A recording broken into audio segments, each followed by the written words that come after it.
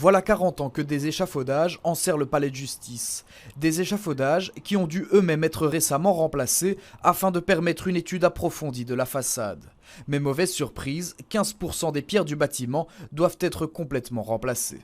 Le palais de justice est un bâtiment en briques avec un squelette en acier et puis il est recouvert de pierre. L'acier, au fil du temps, pour autant qu'il subisse d'une façon directe ou indirecte des intempéries, il va rouiller, il va se dilater et en se dilatant, il fait éclater les pierres et donc ces pierres qui sont fissurées à un moment donné risquent de tomber. Une nouvelle tuile dans ce long dossier de rénovation, le secrétaire d'État à la régie des bâtiments en avait pourtant fait sa priorité. On va devoir trouver une solution pour, le plus rapidement possible, non seulement identifier les pierres, faire les travaux évidemment dans lesquels on retirera les pierres, on va aller les tailler dans une carrière à Comblanchin en Bourgogne, les ramener, les remettre dans la façade, resécuriser la façade et enfin seulement pouvoir retirer les échafaudages. Un démontage initialement prévu pour 2023, on évoque maintenant plutôt 2024, voire 2025, uniquement pour la façade avant. Ce n'est pas toute la façade qui est problématique par rapport à ces pierres,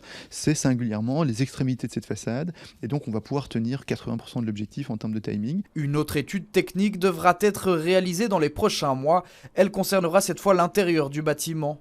Aujourd'hui, seule la moitié des tribunaux est utilisable, ce qui oblige l'État à louer des bâtiments extérieurs moins adaptés au travail judiciaire. On loue pour un prix incroyable, 34 millions par an. Ces bâtiments sont tout à fait inappropriés pour qu'on puisse y plaider. Ils sont aussi trop grands.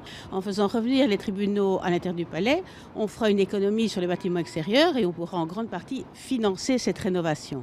La rénovation de l'intérieur du palais de justice devrait être bouclée à l'horizon 2040.